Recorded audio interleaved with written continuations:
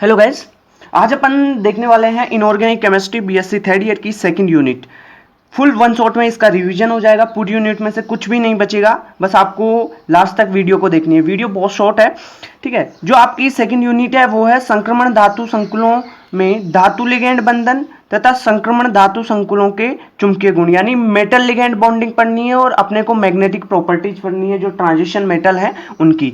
Metal ligand bonding और magnetic properties. चलो अपन शुरू करते हैं। यहाँ पे शुरू ये चैप्टर होता है वीबीटी की कमियों से, ठीक है। वीबीटी और सीएफटी की तुलना वगैरह, और यहाँ से शुरू होता है। तो पहले अपन देखो, वीबीटी तो अपन सेकेंड ईयर में पढ़ चुके हैं और यहाँ पे थर्ड ईयर में वीबीटी की कुछ कमियां हैं उसके बारे में पढ़ना है। तो वीबीटी की अगर अपन कमियों की बात करें तो ये जो वीबीटी है वो रंगीन संकुल का पता नहीं बता सकती अपने को कि भाई कोई संकुल है रंगीन है या नहीं है। तो इसमें पहला जो टॉपिक है वो अपन शुरू करते हैं, वीबीटी की कमियां। ओके, कमियों में आप लिखिए, पहली है जो आप देखो कि वीबीटी है ना, वो जो संकुल रंगीन है कलरफुल है उसकी व्याख्या नहीं कर सकती कि इसमें कलर कैसे आया, ठीक है। दूसरा कि जो विकृत अष्टफलकीय आकृति वाले संकुल होते हैं उनकी व्याख्या नहीं कर सकती, ये बंद लंबाई की व्याख्या नहीं कर सकती आपकी वीबीटी। वीबीटी चुंबकीय गुणों की मात्रात्मक व्याख्या नहीं कर सकती, ये भी ध्यान रखना है। और अगर अपन बात करें कि जो उच्च चक्रण संकुल बनते हैं और निम्न चक्रण संकुल बनते हैं, ये कब कब बनेंगे इनकी भी व्याख्या नहीं कर सकती। तो वीबीटी की बहुत सारी कमियां हैं, वो अपन यहाँ पे पढ़ लेते हैं। एक बात और कि जो वीबीटी है ऊर्जा जो परिवर्तन है उसका मात्रात्मक आकलन नहीं कर सकती, और अपचायक गुण है उनकी भी व्याख्या नहीं कर सकती। एक मोस्ट इंपॉर्टेंट है कि जो वीबीटी है वो ये नहीं बताती कि जो निकिल है वो अगर NH3 के साथ संकुल बनाता है तो जो संकुल बनेगा उसकी आकृति होगी चतुष्फलकीय। ओके, अगर अपन बात करें यही निकिल अगर साइनाइड के साथ संकुल बनाएगा, कॉम्प्लेक्स बनाएगा CN के साथ, तो उसकी जो आकृति होगी वो वर्गाकार समतलीय होगी, ठीक है। अब इसकी व्याख्या नहीं कर पा रहा, यानी जो ये संकुल बना कौन सा NiCN, ये कौन सा संकुल बनता है NiCN, ये 4 लग जाएगा यहाँ पे, ये वाला संकुल है, ये वर्गाकार समतलीय है। और जो निकिल है NH3 के साथ संकुल बना रही हो चतुष्फलकीय, तो इसकी भी व्याख्या नहीं कर पाती वीबीटी आपकी। तो ये वीबीटी की कमियां हैं। अब मेन चैप्टर अपन शुरू करते हैं। मेन चैप्टर सीएफटी से शुरू होता है अपना, क्रिस्टल फील्ड जो थ्योरी है अपनी वहां से शुरू होता है। पहले अपन इसमें पढ़ने वाले हैं कि जो सीएफटी है उसमें 3 प्रकार के संकुल पढ़ते हैं। पहला आप पढ़ते हैं अष्टफलकीय,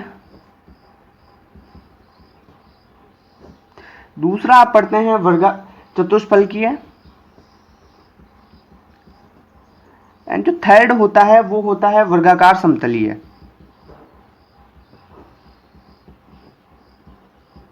ओके, अब जो अष्टफलकीय है अगर लिगेंड 6 है, लिगेंड्स की संख्या 6 है तो अष्टफलकीय संकुल बनेगा। अगर लिगेंड्स की संख्या 4 है तो चतुष्फलकीय, और लिगेंड की संख्या अगर 4 है तो वर्गाकार समतलीय संकुल बनता है, ठीक है। यानी कोऑर्डिनेशन नंबर बोल सकते हैं आप इसे कि कोऑर्डिनेशन नंबर 6 है तो अष्टफलकीय, और कोऑर्डिनेशन नंबर 4 है तो आपका संकुल बनेगा चतुष्फलकीय या वर्गाकार समतलीय। वर्गाकार समतलीय किस प्रकार बनेगा इसके बारे में भी अपन देखने वाले हैं। पहले अपन देखते हैं यहाँ पे जो कक्षक होते हैं उनके बारे में। जो अपन ट्रांजिशन मेटल पढ़ रहे थे उसमें डी कक्षक है। अब डी के जो 5 कक्षक हैं, पहला होता है आपका DXY, ये वाला, ये अगर बात करें YZ, DZX हो गया, ठीक है, DX² Y² और DZ², ये 5 हो गए ना। अब इनकी आकृति की बात कर लेते हैं कि ये किस प्रकार की आकृति इनकी होती है। पहले DXY की बात करते हैं, यानी DXY देखिए, ये है आपका x एक्सिस और ये है y एक्सिस। तो DXY में क्या बनेगा कि जो ऑर्बिटल्स होंगे वो इनके बीच में होंगे, x और y के बीच में। तो यहाँ पे देखो ये बन गई इसकी आकृति। अगर DYZ के लिए बनाए तो YZ देखिए, अगर अपन इसको Z ले लें और इसको y ले लें तो किस प्रकार का बनेगा, ये देखिए, यानी इन एक्सिस पे नहीं बनता, दोनों एक्सिस के बीच में बन रहा है इन तीनों में, ठीक है। DZX की बात करें तो DZX में ये Z और ये X एक्सिस मान ले, ठीक है, या इसे एक्स इसे जेड किस प्रकार से भी मान सकते हैं। तो ये देखिए ये एक्सिस के बीच में बनते हैं। ओके, अगर ये दोनों ऑर्बिटल, ये दोनों, इनकी अपन बात करें तो इनके स्ट्रक्चर की अपन बात करते हैं। देखिए इनकी स्ट्रक्चर किस प्रकार से बनेगी। पहले अपन बनाते हैं D X square Y square की। D X square Y square में क्या होगा, ये देखिए, ये मान लो आपने एक्स ले लिया और ये ले लिया वाई। अब इसमें क्या होगा कि ये जो एक्सिस हैं उन पे बनते हैं ऑर्बिटल्स। तो ये देखिए ये एक्स एक्सिस ये थी, इस पे ये बन गया और ये बन गया वाई पे। ठीक है, तो ये हो गई D X square Y square की स्ट्रक्चर। अगर अपन बात करते हैं डी जेड स्क्वायर, जो बचा हुआ था डी जेड स्क्वायर, इसकी बात करें तो डी जेड स्क्वायर में ये देखिए ये जेड स्क्वायर आपका जेड एक्सिस है, ये मानो ये जेड एक्सिस है।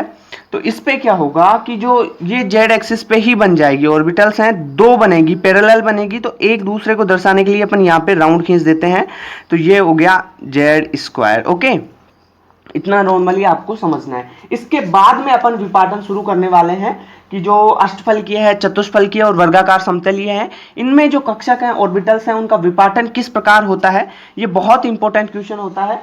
इसके बारे में अपन देखते हैं। क्रिस्टल क्षेत्र में जो अष्टफलकीय है, और पहले तो अपन ये देखिए आपके डी ऑर्बिटल्स लेते हैं। पहले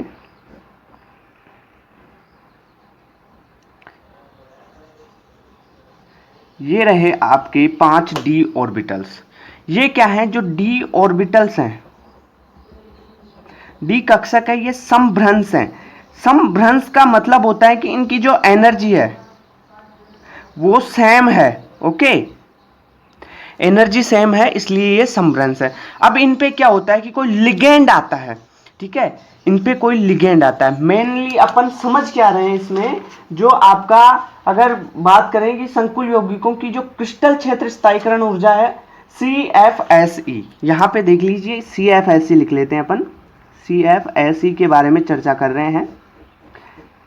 क्रिस्टल फील्ड की जो एनर्जी है, ऊर्जा है, विपाटन ऊर्जा है, वो कितनी है, क्या है, उसके बारे में देखते हैं। अगर ये डी ऑर्बिटल समभ्रंश कक्षक है, इन पे कोई लिगेंड होता है, अगर आके अटैक करता है इन पे, तो क्या होता है कि इनकी जो एनर्जी है ना वो डिस्टर्ब हो जाती है। और डिस्टर्ब एनर्जी होने के बाद में ये दो में टूट जाते हैं, दो ऑर्बिटल्स दो भागों में टूट जाएंगे। एक इसका निम्न चक्रण संकुल बनेगा और एक बनेगा उच्च चक्रण संकुल। ठीक है, निम्न का मतलब जिसकी एनर्जी कम होगी। ठीक है, मानो इन ऑर्बिटल्स की एनर्जी कम है तो ये यहाँ पे बन गई, इनकी एनर्जी ज्यादा है तो ये ऊपर बन गई। ठीक है, अब जो ये यहां से यहां तक की जो एनर्जी बनती है, यानी डी ऑर्बिटल्स के टूटने से जो एनर्जी निकलेगी उसे आप CFSE बोलते हैं। ठीक है, यहाँ पे जो एनर्जी निकलती है वो CFSE होती है। क्रिस्टल फील्ड की जो आपकी विपाटन ऊर्जा है वो होती है। अगर अपन इसकी बात करें तो इसे डेल्टा से दर्शाते हैं, ये डेल्टा होता है, या इसे आप DQ से दर्शाते हैं। तो ये डेल्टा होता है कितना मान, 10 DQ के बराबर ये होता है। यहाँ तक समझ में आया। अब अपन बात करने वाले हैं अष्टफलकीय संकुलों में विपाटन और चतुष्फलकीय संकुलों में विपाटन की बात। ये आपके मानो ये डी कक्षक थे। ठीक है, ये 5 डी कक्षक थे। अब यहाँ पे डी ऑर्बिटल कोई लिगेंड आया, अष्टफलकीय संकुल की बात करते हैं अपन पहले, और इनको तोड़ा। अब इनमें क्या होगा कि यहाँ पे दो कक्षक ये उच्च ऊर्जा के लिए और ये चले जाएंगे निम्न ऊर्जा में। सही बात है। देखिए ये हो रहा है अष्टफलकीय में,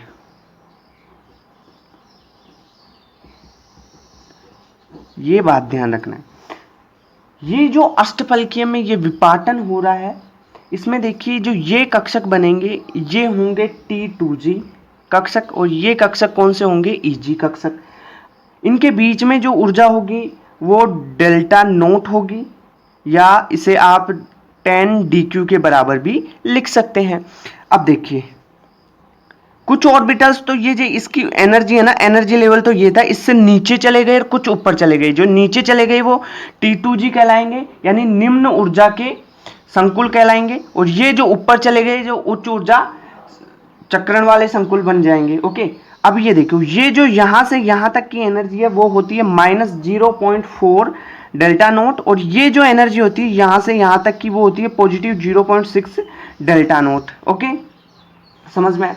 अब देखो जो ये ऑक्टाहेड्रल होते हैं यानी अष्टफलकीय संकुल होते हैं, इनमें इलेक्ट्रॉन भरने के लिए यहाँ पे हुंड के नियम का पालन होता है। हुंड का नियम क्या कहता है कि जो इलेक्ट्रॉन है पहले निम्न वाले संकुल में यहाँ पे भरे जाएंगे, निम्न कक्षक वाले ऑर्बिटल्स में, ठीक है, निम्न ऑर्बिटल्स, फिर हायर ऑर्बिटल्स में जाएंगे, यानी इलेक्ट्रॉन्स पहले यहाँ पे होंगे, यहाँ पे, यहाँ पे, यहाँ पे, फिर यहाँ पे भरे जाएंगे। एक बात और करनी है यहाँ पे कि अगर लिगेंड, देखो लिगेंड की प्रकृति पे ये विपाटन ऊर्जा है ये निर्भर करती है। अगर लिगेंड ज्यादा होगा तो ये एनर्जी ज्यादा होगी, यानी ये एनर्जी ज्यादा होगी, दूर दूर जाएंगे ये कक्षक, समझ में आया? लिगेंड अगर दुर्बल है तो ये एनर्जी कम हो जाएंगी, ये विपाटन ऊर्जा कम हो जाएगी, यानी विपाटन का मतलब ये जो इनका ये डिफरेंस होता है ये कम हो जाएगा। ओके, ये हुआ अष्टफलकीय संकुलों की बात। अगर अपन चतुष्फलकीय संकुलों की बात करें, यहाँ पे अपन चतुष्फलकीय संकुल ले लेते हैं, इधर इनका विपाटन करते हैं, इधर से देखिए ये यहाँ पे तो ये बन गया। अब एक बात है कि जो चतुष्फलकीय संकुल है उनमें क्या होगा, ये है चतुष्फलकीय संकुलों के लिए, टेट्राहेड्रल के लिए, इनमें क्या होता है कि जो आपका T2G है ना वो ऊपर जाता है। ओके, ये T2 हो गया, और ये जो Eg है, ये E है, वो नीचे रह जाता है। समझ में आया? क्यों? क्योंकि देखो इनमें जो, अगर अपन लिगेंड्स की जो ऑर्बिटल्स की बात करें तो dxy, dyz और dzx, इनमें ये प्रतिकर्षण और आकर्षण पे निर्भर करता है, और इस प्रकार से प्रतिकर्षण ज्यादा होगा कम होगा उसके बेसिस पे ये ऊपर और नीचे होते रहते हैं। समझ में आया? अब इसकी CFSE की बात कर लेते हैं।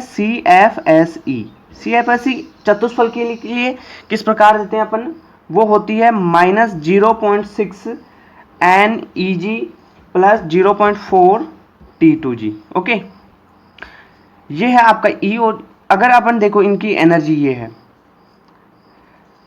भाई, औसत एनर्जी है। अब देखो इसकी d ऑर्बिटल की है ये, अब Eg की, E वाले की एनर्जी कितनी होगी, -0.6 डेल्टा, ये वाली। अगर इसकी बात करें तो ये एनर्जी होगी 0.4, पॉजिटिव में होगी ये डेल्टा T हो जाएगी। ओके, इसके लिए विपाटन ऊर्जा, अष्टफलकीय संकुलों के लिए जो विपाटन ऊर्जा होगी उसे डेल्टा नोट से दर्शाते हैं। 0 का मतलब है, ये O का मतलब है ऑक्टाहेड्रल के लिए, और यहाँ पे डेल्टा T से दर्शाते हैं, T का मतलब है टेट्राहेड्रल। समझ में आया? यहाँ पे CFSE ये हो गई -0.6 Ne प्लस 0.4 T2G। ओके, ये इलेक्ट्रॉन N-T2G और Ne, ये क्या है, इलेक्ट्रॉन्स की संख्या होगी। समझ में आया? अब यहाँ पे CFSE अष्टफलकीय के लिए लिखे हैं, तो अष्टफलकीय के लिए देखो यहाँ से -0.4 क्या है, ये T2G, N-T2G प्लस 0.6 हो गया, सही है, और ये क्या हो गया, NeG वाले कक्षक हो गए। तो ये CFSE हो गई इनके अष्टफलकीय के लिए। अब इनमें एक बात और देखनी है, जो अष्टफलकीय है, अष्टफलकीय की आकृति किस प्रकार होगी, इनकी आकृति देखो कुछ इस प्रकार होती है, ये होती है ना, ये देखो। अब यहाँ पे ये आकृति अष्टफलकीय है। अगर देखो इनको आप यहाँ से काटो तो भी सममिति, यहाँ से काटो तो भी सममिति, यहाँ से काटो तो भी सममित है। तो ये जो यहाँ पे आप G लिखते हैं ना, ये G, ये शब्द जिरेट होता है, और ये G है ना ये सममिति के लिए आता है, ये बात ध्यान रखना, ठीक है, बहुत कम पता होती है लोगों को। ये G है ना ये सममिति के लिए आता है यहाँ पे, ये बात हो गई। अब इनके स्थायित्व की बात कर लें तो किसका स्थायित्व ज्यादा होगा, सबसे ज्यादा स्थायित्व अष्टफलकीय का होगा, उसके बाद में स्थायित्व होगा चतुष्फलकीय का। अब चतुष्फलकीय के बाद में सबसे कम स्थायित्व होता है वर्गाकार समतलीय का, ठीक है। ये इनके स्थायित्व की बात कर ली अपन ने। ओके, अब अपन ने चतुष्फलकीय पढ़ लिया और अष्टफलकीय, अब अपन आते हैं वर्गाकार समतलीय पे। ओके, तो वर्गाकार समतलीय में विपाटन किस प्रकार होता है उसके बारे में देखते हैं।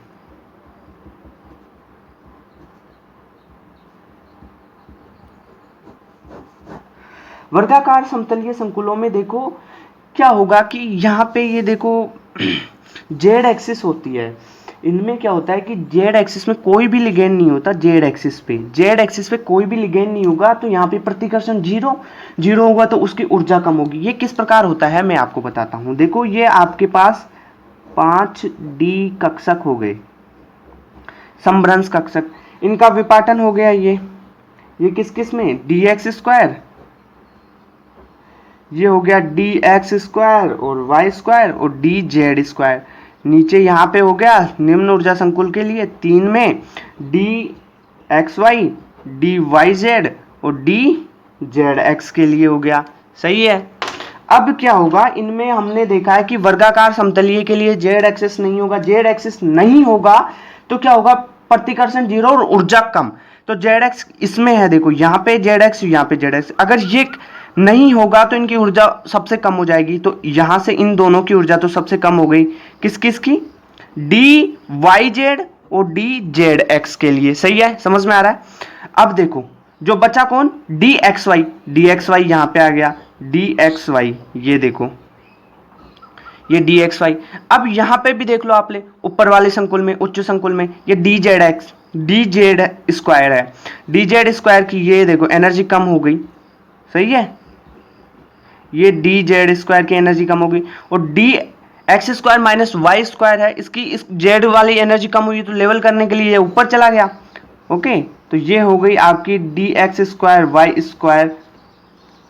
तो वर्गाकार समतलीय में कुछ इस प्रकार से विपाटन होता है। समझ में आया आपको। वर्गाकार समतलीय में जेड है ना, जेड एक्सिस, उस पर लिगेंड आते ही नहीं है तो जेड वाले को क्या करो, आप नीचे रख दो, जिसमें जेड है ना उसको सॉरी यहाँ पे नीचे कर दो उसको। समझ में आया, इस प्रकार आपको करना है। ओके, अब अपन आते हैं, थोड़ा आगे बढ़ते हैं और इसके बाद में अपन देखते हैं क्रिस्टल क्षेत्र की ऊर्जा को प्रभावित करने वाले कारक। ओके, टॉपिक क्या है, टॉपिक है आपका क्रिस्टल क्षेत्र की ऊर्जा को प्रभावित करने वाले जो कारक हैं उनका आपको वर्णन करना है। कौन कौन से कारक हैं इनको अपन देखते हैं। पहला कारक, संकुल की ज्यामिति।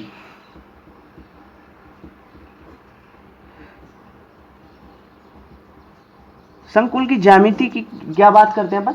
मान लो आपके पास ऑक्टाहेड्रल यानी अष्टफलकीय संकुल है। अष्टफलकीय संकुल में क्या होते हैं, 3 तो T2G कक्षक होते हैं। सही है, 3 होते हैं T2G कक्षक, यहाँ पे लिख देता हूँ, 3 होते हैं T2G कक्षक और 2 होते हैं आपके पास EG कक्षक। इनकी एनर्जी क्या होती है, इनकी एनर्जी क्या होती है, ज़्यादा, और इनकी एनर्जी क्या होती है, कम होती है। सही बात है। अगर कम एनर्जी में ज़्यादा ऑर्बिटल हैं तो यानी आपके पास ऊर्जा ज़्यादा मुक्त होगी, तो एनर्जी इनसे क्या होगी, ज़्यादा रिलीज होगी। एनर्जी क्या होगी, मोर रिलीज, एनर्जी ज्यादा रिलीज होगी। ये संकुल की ज्यामिति से संबंधित हो गया। दूसरा, अगर अपन बात करें तो केंद्रीय धातु का इलेक्ट्रॉनिक विन्यास, सेंट्रल जो मेटल है उसका इलेक्ट्रॉनिक विन्यास पे भी डिपेंड करता है। इलेक्ट्रॉनिक विन्यास में आप देखो डी इलेक्ट्रॉन्स की संख्या पे, डी इलेक्ट्रॉन्स की संख्या, अगर जितने डी इलेक्ट्रॉन्स है ना वो अगर पूरे भर गए, पूरे डी इलेक्ट्रॉन्स भर गए तो मान लो CFSE हाई हो गई, पूरे डी इलेक्ट्रॉन्स। अगर डी ऑर्बिटल्स भरने से ज्यादा डी इलेक्ट्रॉन्स हैं तो CFSE कम हो जाती है। समझ में आया। तीसरा पॉइंट है डेल्टा का मान यानी विपाटन ऊर्जा। अगर विपाटन ऊर्जा की बात करें तो जो विपाटन ऊर्जा का मान है डायरेक्टली प्रोपोर्शनल होता है CFSE के। अगर विपाटन ऊर्जा बढ़ी तो CFSE भी बढ़ती है। समझ में आया। अब ये जो विपाटन ऊर्जा है ये किस किस पे निर्भर करती है, इसके बारे में भी अपन देखें। पहला तो केंद्रीय परमाणु, सेंट्रल जो मेटल एटम होता है, सेंट्रल एटम होता है उस पर डिपेंड करती है, उसके आयन की प्रकृति पे निर्भर करती है। यानी सेंट्रल मेटल एटम की अगर ऑक्सीडेशन अवस्था, ऑक्सीकरण अवस्था अगर ज्यादा है, ऑक्सीकरण अवस्था ज्यादा है तो जो आपकी विपाटन ऊर्जा है वो भी बढ़ेगी। दूसरी बात, जो डी इलेक्ट्रॉन्स हैं, अगर डी इलेक्ट्रॉन्स देखो अगर डी ऑर्बिटल्स में भर रहे हैं उतने ही हैं तो CFSE सही है, वरना अगर ज्यादा हो गए तो CFSE इसकी ये जो डेल्टा नोट है वो घटेगा, यानी CFSE भी घट जाएगी। समझ में आया। तीसरी बात करते हैं अपन केंद्रीय धातु पे आयन पे जो आवेश होता है, अगर आवेश है ना, आवेश का मान ज्यादा है तो डेल्टा भी बढ़ेगा, यानी विपाटन ऊर्जा भी बढ़ेगी, और विपाटन ऊर्जा बढ़ने से CFSE भी बढ़ेगी। 4 पॉइंट अपन देखें, धातु आयन का आकार, यहां पे सही है, आकार पे बात कर रहे हैं। वर्ग, एक वर्ग होता है, वर्ग में ऊपर से नीचे जाना, और सानी वर्ग में ऊपर से नीचे जाओगे तो आपका जो साइज होता है ना वो बढ़ता है, और साइज बढ़ने पर क्या होता है, डेल्टा नोट है ना उसका मान बढ़ता है, यानी विपाटन ऊर्जा का मान बढ़ता है साइज बढ़ने पर। और विपाटन ऊर्जा बढ़ी तो आपकी जो CFSE है ना, CFSE ये भी बढ़ जाएगी। समझ में आया, ये होता है। अब अपन बात करें प्रथम संक्रमण श्रेणी में डेल्टा नोट का मान कम तो CFSE का मान कम, और तृतीय की जो संक्रमण श्रेणी यानी बहुत नीचे होती है तृतीय संक्रमण श्रेणी, यहाँ पे होगी 1 2 3 ऐसे, तो उसका मान सबसे ज्यादा हो जाएगा। लिगेंड की प्रकृति भी ये निर्भर करता है कि जो लिगेंड है प्रबल लिगेंड है या दुर्बल लिगेंड है, उस पर प्रबल लिगेंड और दुर्बल लिगेंड आप स्पेक्ट्रो जो केमिकल सीरीज होती है उससे पहचान सकते हैं। ओके, अगर आप चैनल पे नए हैं तो चैनल को सब्सक्राइब करना ना भूलें, इस चैनल पे BSc की सभी वीडियोस आपको उपलब्ध हो जाएगी। अब नेक्स्ट इंपॉर्टेंट टॉपिक आता है, उससे आता है चुंबकीय आघूर्ण। चुंबकीय आघूर्ण से क्वेश्चन भी बनता है एक। चुंबकीय आघूर्ण में क्वेश्चन किस प्रकार का बनेगा आपके लिए वो ही बता देता हूं मैं। जैसे COF6 3- दे रखा है आपको, एक दे रखा है CONH3 6 और ये है +3। ये बोल रखा है कि ये वाला जो संकुल है वो अनुचुंबकीय है। कौन सा है, अनुचुंबकीय, और ये वाला संकुल है वो प्रतिचुंबकीय है। कारण बताओ किस कारण से है। तो देखो इसको आप सोल्व किस प्रकार करोगे, यहाँ पे देखो पहले इसको ले लेते हैं अपन, इस वाले संकुल को लेते हैं। इसमें देखो COF6 3- वाले में, इसमें जो CO है उसकी कोबाल्ट की क्या है, अपन ऑक्सीडेशन स्टेट निकालें तो +3 होती है। ऑक्सीडेशन स्टेट +3 हो गई CO की, क्योंकि देखो 6 -3 और ये देखो गया तो यहाँ से x मान लो इसको और यहाँ से निकाल लो आप। सही है, अगर नहीं आता तो इसके लिए इसकी जगह x, यहाँ पे -1 × 6 और ये 3 है तो माइनस, तो यहाँ पे इधर गया तो ये +3 हो गया। सही है, आ गया, सबको निकालना तो आता होगा। अब देखो ये होता है कोबाल्ट, क्या होता है इलेक्ट्रॉनिक विन्यास होगा 3d7 और 4s2 होता है कोबाल्ट का इलेक्ट्रॉनिक विन्यास। अगर CO3+ के लिए बात करते हैं तो ये हो जाएगा यहाँ पे 3d6 हो जाएगा ना। सही है, अब 3d6 में आप बना लो यहाँ से, ये देखो विपाटन कर देना। अष्टफलकीय संकुल है तो 2 ऊपर 3 नीचे, यानी Eg ऊपर T2G नीचे। 1 2 3 4 5 d ऑर्बिटल में कितने इलेक्ट्रॉन है, 6, ये 6। अब इनका विपाटन करो, देखो यहाँ पे जो F6 है ना, F फ्लोरीन है, फ्लोरीन क्या है, दुर्बल लिगेंड है। और दुर्बल लिगेंड की एक बात आपको ध्यान रखनी है, दुर्बल लिगेंड इन इलेक्ट्रॉनों का पेरेशन नहीं कर सकता, इनको जोड़ नहीं सकता, युग्मित नहीं कर सकता है। और अपन प्रबल लिगेंड की बात करें तो जो प्रबल लिगेंड होता है वो इनका पेरेशन कर सकता है। तो यहाँ पे D क्या है, F क्या है, F है वीक लिगेंड। वीक लिगेंड है तो ये देखो इलेक्ट्रॉन भरो ढूंढ के यहाँ से 1 2 3 4 5 और 6 वाला यहाँ पे, तो कितने अयुग्मित इलेक्ट्रॉन दिए, 4 N हो गए, यानी अयुग्मित इलेक्ट्रॉन्स हो गए ना, 4 अयुग्मित इलेक्ट्रॉन्स हैं। अयुग्मित इलेक्ट्रॉन्स जिनमें होते हैं वो होता है अनुचुंबकीय, अयुग्मित इलेक्ट्रॉन्स जिनमें होंगे तो वो क्या होगा, अनुचुंबकीय। अगर अपन NH3 की बात करें तो NH3 है ना, ये क्या है, प्रबल लिगेंड है। ये क्या है, प्रबल लिगेंड है। और प्रबल लिगेंड क्या करता है, युग्मन कर देता है, इलेक्ट्रॉन्स का युग्मन कर देता है। इलेक्ट्रॉन्स का युग्मन किस प्रकार से करेगा, ये आपने यहाँ पे भरे थे ना, ये इलेक्ट्रॉन्स देखो, ऊपर वाले में 2 और नीचे वाले में 3। तो युग्मन किस प्रकार से करेगा, ये 6 इलेक्ट्रॉन्स थे ना, इनको किस प्रकार से जोड़ेगा, देखो यहाँ इनको जोड़ेगा 1 2 3, फिर पेयरेशन कर देगा। तो कितने अयुग्मित इलेक्ट्रॉन बचे, एक भी नहीं बचा। और एक भी अयुग्मित इलेक्ट्रॉन नहीं बचा तो इसका मतलब है कि ये प्रतिचुंबकीय होगा। देखो ये बात आपको ध्यान रखनी है कि अगर आपके संकुल में अयुग्मित इलेक्ट्रॉन है, ठीक है, अयुग्मित इलेक्ट्रॉन है तो संकुल होगा अनुचुंबकीय। अगर आपके पास युग्मित इलेक्ट्रॉन है, युग्मित इलेक्ट्रॉन है तो संकुल होगा प्रतिचुंबकीय। एक चीज और यहां से अपन देख सकते हैं कि जो चुंबकीय आघूर्ण होता है उसका जो म्यू होता है, इसका फॉर्मूला क्या होता है, √n और n+2। यहाँ पे n क्या है, n है अयुग्मित इलेक्ट्रॉनों की संख्या। n क्या है, अयुग्मित इलेक्ट्रॉनों की संख्या है। n क्या है, यहाँ पे जो n है ये n क्या है, अयुग्मित इलेक्ट्रॉनों की संख्या। म्यू क्या है, म्यू है यहाँ पे चुंबकीय इसका आघूर्ण। म्यू क्या है, चुंबकीय आघूर्ण। n है इलेक्ट्रॉनों की, अयुग्मित इलेक्ट्रॉनों की संख्या। जैसे अपन एक संकुल ले लेते हैं K4 Fe और F6 है, इसका आपको चुंबकीय आघूर्ण ज्ञात करना है, ठीक है। तो कैसे ज्ञात करोगे, देखो Fe की ऑक्सीडेशन स्टेट कितनी हो गई, +2, यहां से +2 हो गई। और Fe का इलेक्ट्रॉनिक विन्यास अगर लिखें तो 3d6 4s2 +2 ऑक्सीडेशन स्टेट है, तो Fe +2 के लिए क्या हो गया, ये हो गया 3d6। एक बात। दूसरी बात, यहाँ पे जो आप देखो लिगेंड F फ्लोरीन है वो क्या है, दुर्बल लिगेंड है, दुर्बल लिगेंड है। और दुर्बल लिगेंड क्या करता है, कोई भी इलेक्ट्रॉनों की पेयर नहीं करता है, ये पेयर नहीं कर सकता, इसमें इतनी एनर्जी नहीं होती है।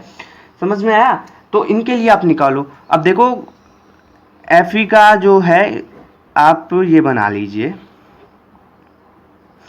1 2 3 4 और यहाँ से ये 5 और ये 6।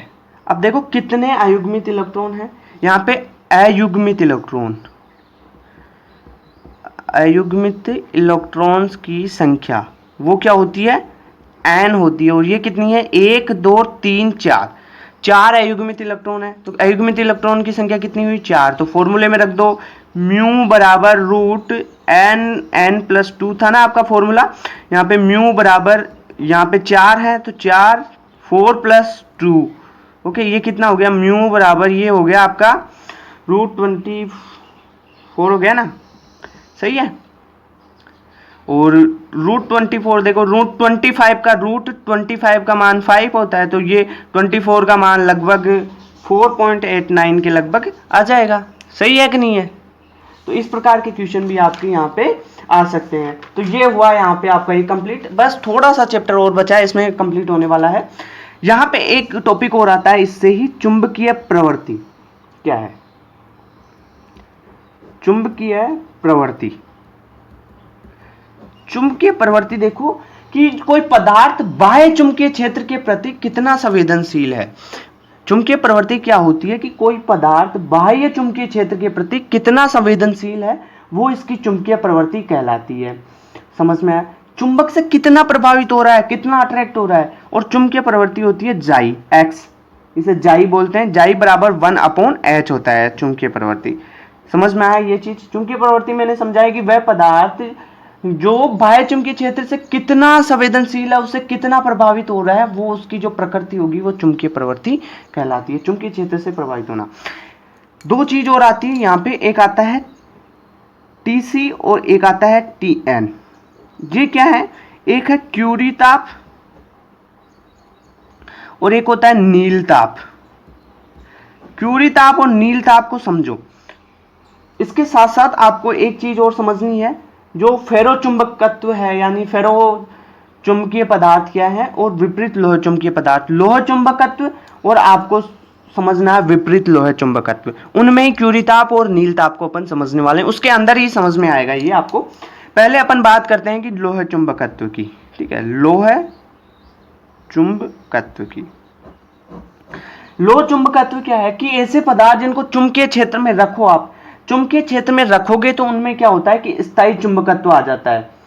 जैसे आयरन होता है ना, उसको आप चुंबकीय क्षेत्र में रखो, इसको क्या रखो, चुंबकीय है, आप क्षेत्र में रखते हैं तो इसमें क्या होता है, स्थायी चुंबकत्व आ जाता है, स्थायी चुंबकत्व इसमें आ जाएगा। और यही जो गुण है इसका, इसे आप लोह चुंबकत्व या फेरो चुंबकीय इफेक्ट बोलते हैं, फेरो चुंबकीय पदार्थ इसे बोलेंगे, ठीक है। ये होते हैं फेरो चुंबकीय पदार्थ, जैसे आपका आयरन हो गया, ये सब फेरो चुंबकीय है। फेरो चुंबकीय या लोह चुंबकत्व एक ही बात है।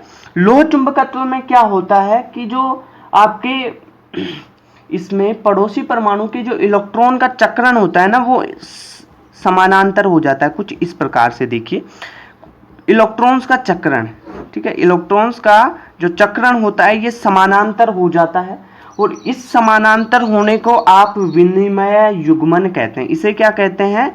विनिमय युग्मन। समझ में आया विनिमय युग्मन क्या होता है? विनिमय युग्मन में क्या होता है कि लोह चुंबकीय पदार्थ है कोई भी, तो उसके जो पड़ोसी परमाणु हैं उनके इलेक्ट्रॉन्स का चक्रण समानांतर हो जाता है, एक दूसरे के समानांतर हो जाता है ना, इसे आप बोलते हैं विनिमय युग्मन। अगर आप क्या करो, इस पदार्थ को ताप दे दो, यहां पे इसको क्या किया, ताप दिया, यानी एक टेम्परेचर दिया। टेम्परेचर दोगे ना, तब क्या होगा कि जो ये यहां पे ये विनिमय युग्म है ना, ये क्या होता है, अयुग्मित हो जाता है। अयुग्मित होने का मतलब ये डिस्ट्रॉय हो जाता है, ये वाला खत्म हो जाता है। जो जिस ताप पे ये आपका विनिमय युग्मन खत्म होता है ना, उसे आप टीसी या क्यूरी ताप कहते हैं, ठीक है, उसे क्या कहते हैं, क्यूरी ताप। यानी विनिमय युग्मन किस में बना है, फेरोचुंबकीय में। फेरोचुंबकीय पदार्थों को आप गर्म करो, और जिस ताप पे गर्म कर रहे हो उस ताप पे अगर ये विनिमय युग्मन, उसके जो इलेक्ट्रॉन है समांतर हैं, अगर वो खत्म हो जाएं, अयुग्मित हो जाएं, तो उसे आप क्या बोलेंगे, क्यूरी ताप। क्यूरी ताप में बेसिकली होता क्या है, जो ये फेरोचुंबकीय पदार्थ है ना, ये अनुचुंबकीय बन जाता है। क्यों बनेगा? क्योंकि भाई जो ये है ना, विनिमय युग्मन है ना इनका, ये युग्मन नष्ट हो जाता है इनका, जो समानांतर युग्मन कर रहे हैं इलेक्ट्रॉन, ये खत्म हो जाएगा। जिस ताप पे खत्म होगा उसे क्यूरी ताप कहेंगे। ये बात समझ में आई। अब चलो आगे एक टॉपिक और है इसका, लोह चुंबकत्व, या जिसे आप विपरीत लोह चुंबकत्व। लोह चुंबकत्व तो आप पढ़ चुके हैं, एक होता है विपरीत लोह चुंबकत्व। विपरीत लोह चुंबकत्व में क्या होगा कि जो पड़ोसी परमाणु के इलेक्ट्रॉन्स है ना, वो क्या करेंगे कि ये समांतर तो होंगे नहीं, ये एक दूसरे के विपरीत हो जाएंगे। ये देखो, एक ऊपर एक नीचे, एक ऊपर एक नीचे, एक ऊपर एक नीचे, ऐसे हो गए। तो इनका जो चुंबकीय आघूर्ण होगा, क्या होगा, चुंबकीय जो आघूर्ण होगा वो क्या हो जाएगा, जीरो हो जाएगा कि नहीं हो जाएगा? भाई देखो, एक दूसरे का, ये इसका खत्म कर रहा है, ये इसका खत्म कर रहा है, ये इसका चुंबकीय इफेक्ट ये इसका खत्म कर देगा। समझ में आ रहा है? यानी ये एक ऊपर एक नीचे, एक ऊपर एक नीचे, एक दूसरे के विपरीत हो जाते हैं, तो इनका चुंबकीय आघूर्ण क्या हो जाएगा, जीरो। तो ऐसे पदार्थ विपरीत लोह चुंबकीय पदार्थ कहलाते हैं। ऐसे पदार्थ क्या कहलाते हैं, विपरीत। क्या होगा, नील ताप। नील ताप के लिए देखो कि अगर आपका जो ये विपरीत समांतर विनिमय युग्मन, इसे आप क्या बोलते हैं, इस प्रकार से इनका अरेंजमेंट कहलाता है, इसे बोलते हैं विपरीत समांतर विनिमय युग्मन, ठीक है, विपरीत समांतर विनिमय युग्मन। अब अगर आप इसको टेम्परेचर दो, अगर इसको टेम्परेचर दो, तो ये क्या हो जाएगा, नष्ट हो जाएगा, ये लुप्त हो जाएगा, ठीक है, ये क्या होगा, लुप्त, खत्म हो जाएगा ना। ये टेम्परेचर देने पर ये एक दूसरे से अलग अलग हो जाएंगे, बाहर अलग, मतलब रेंडमली अलग अलग ही हो जाएंगे ये, ठीक है। तो ये विपरीत समांतर विनिमय युग्मन खत्म हो जाएगा, और जिस ताप पे खत्म होता है ना, उस ताप को आप नील ताप या Tn बोलते हैं। Tn संबंधित है विपरीत लोह चुंबकत्व से, और जो Tc है, क्यूरी ताप है, वो संबंधित है फेरो चुंबकत्व या लोह चुंबकत्व से। अपन ने दो चीज पढ़ी है यहाँ पे, एक तो लोह चुंबकत्व, दूसरी पढ़ी अपने विपरीत लोह चुंबकत्व। जो लोह चुंबकत्व होता है उसे आप फेरो चुंबकत्व भी बोलते हैं, ठीक है। और इसमें आपने Tc पढ़ा है और इसमें आपने Tn पढ़ा है। Tc क्या है, क्यूरी ताप, इसमें क्या है, Tn क्या है, नील ताप। ओके, ये चीज आपको बिल्कुल क्लियर समझ में आई होगी, आई होप। अब इसके बाद में अपन कुछ इंपॉर्टेंट टॉपिक लेते हैं। एक इंपॉर्टेंट टॉपिक और बचा है कि चुंबकीय प्रवृत्ति के निर्धारण की एक विधि है।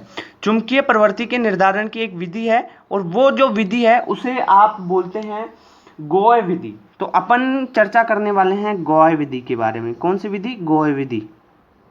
ओके। चुंबकीय प्रवृत्ति का निर्धारण की एक विधि है। चुंबकीय प्रवृत्ति के निर्धारण की इस विधि में क्या करते हैं आप? चुंबकीय प्रवृत्ति और चुंबकीय आघूर्ण ज्ञात करते हैं। क्या ज्ञात करते हैं? चुंबकीय प्रवृत्ति, यहाँ पे देख लो, चुंबकीय प्रवृत्ति और ज्ञात करते हैं चुंबकीय आघूर्ण। समझ में आया? ये दो चीज ज्ञात करते हैं। वो किस प्रकार ज्ञात करते हैं ये अपन देखते हैं। इसमें क्या होता है कि जो मैं बताऊं कि ये जो गॉय विधि है इसमें गॉय तुला यूज में लेते हैं। गॉय तुला। गॉय तुला किस प्रकार का उपकरण होता है? ये मेजर करने का उपकरण है। इसमें क्या होता है देखिए, ये तोलने के लिए लगी हुई है, सही है। ये यहां से, ये है विश्लेषण, जिसे पलड़ा बोलते हैं ना, ये विश्लेषणात्मक तुला है, पलड़ा, राइट। एक पलड़ा, हटी हुई विश्लेषणात्मक तुला। यहां से ये है, ये जिसमें आप पदार्थ रखोगे, जिस पदार्थ का चुंबकीय आघूर्ण ज्ञात करना है वो पदार्थ, और यहाँ पे ये आपने थोड़ी कुछ विद्युत चुंबकत्व लगा रखी है। ये देखिए, ये आपने क्या लगा रही है? विद्युत चुंबक लगा रखी है। ये क्या है? विद्युत चुंबक है। यहाँ से आप पदार्थ डालोगे, जो आपका पदार्थ है वो इस नली में डालना पड़ेगा आपको। अब इसमें मैकेनिज्म क्या होती है, किस प्रकार से होती है? अगर प्रतिचुंबकीय पदार्थ लें, यहाँ पे देखो, एक प्रतिचुंबकीय पदार्थ के लिए अपन बात करते हैं।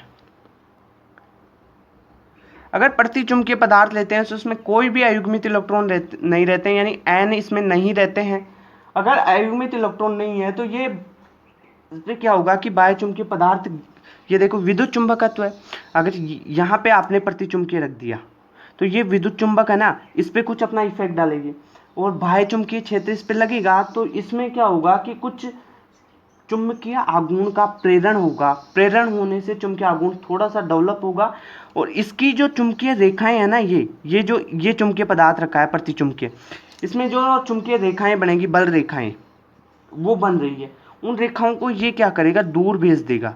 चुंबकीय बल रेखाओं को दूर भेजने का काम करेगा ये पदार्थ। दूर भेजेगा तो इसके भार में क्या होगी? भार में क्या होगी? कमी हो जाएगी पदार्थ के। और भार में जितनी कमी हुई, वो मेन पदार्थ का कितना भार है और कितनी कमी हुई, उसमें से घटा के आप उसका जो चुंबकीय आघूर्ण है वो निकाल सकते हैं। अगर अपन ने मान लो अनुचुंबकीय पदार्थ ले लिया, कौन सा? अनुचुंबकीय। अब अनुचुंबकीय पदार्थ ले लिया, ये अनुचुंबकीय पदार्थ ले लिया, यानी यहाँ पे इस तुला में यहाँ पे अनुचुंबकीय पदार्थ लिया। अब अनुचुंबकीय पदार्थ लेंगे तो इसमें क्या होगी कि जो एन है, यानी अयुग्मित इलेक्ट्रॉन, अयुग्मित इलेक्ट्रॉन्स होंगे। अयुग्मित इलेक्ट्रॉन्स होंगे तो ये क्या करेंगे? जो आपकी ये बल रेखाएं है ना, चुंबकीय बल रेखाएं, इनको अपने पास खींचेंगे। इनको क्या करेंगे? अपने पास खींचेंगे, और पास खींचेंगे तो इसके भार में क्या होगी? भार में वृद्धि हो जाएगी। और मेन भार कितना है और भार में कितनी वृद्धि हुई टोटल, बाद में उसको घटाएंगे। उस भार में जितनी वृद्धि हुई उसमें से मेन भार को घटा के इसका चुंबकीय आघूर्ण आप निकाल सकते हैं। समझ में आया? तो इसके लिए एक फॉर्मूला दिया हुआ है, वो फॉर्मूला भी आप देख लीजिएगा कि चुंबकीय जो विशिष्ट प्रवृत्ति होती है, विशिष्ट जो पदार्थ की विशिष्ट प्रवृत्ति होती है, उसे आप डिनोट करते हैं एक्स जी से डिनोट कर लीजिएगा। और ये होता है आपका 2L into delta M upon H square into M. सही है? क्या होता है यहाँ पे जो L है, L या इसे I भी बोल सकते हैं, L है दोनों ध्रुवों के मध्य के बीच की दूरी। डेल्टा M क्या है कि पदार्थ के भार में कितना अंतर हुआ। H क्या है? चुंबकीय क्षेत्र की तीव्रता। और M है पदार्थ का जो द्रव्यमान है वो कितना है। ठीक है, ये समझ में आया? तो यहाँ पे अपना ये चैप्टर है पूरा कंप्लीट होता है। इस यूनिट को अपन ने कंप्लीट कर लिया, मेटल लिगेंड बॉन्डिंग वाली और मैग्नेटिक प्रॉपर्टीज वाली। आई होप आपको वीडियो समझ में आया होगा। वीडियो अगर समझ में नहीं आए तो एक बार और देखिएगा। एग्जाम में क्वेश्चन इसी में से आने वाले हैं। बहुत मोस्ट इंपॉर्टेंट क्वेश्चन भी हमने ले लिए। सारा चैप्टर का रिवीजन किया है, पूरा चैप्टर कंप्लीट किया है। और चैनल पे अगर नए हैं तो चैनल को सब्सक्राइब करिएगा गाइस, क्योंकि इसी चैनल पे बीएससी के सभी वीडियोस आने वाले हैं। ऐसे वन शॉट वीडियोस भी आपको इसी चैनल पे मिलने वाले हैं। रोज एक एक वीडियो आता रहेगा और आप देखते रहिएगा। Thank you guys, thank you so much. Subscribe करिएगा सीपी शर्मा क्लासेस को।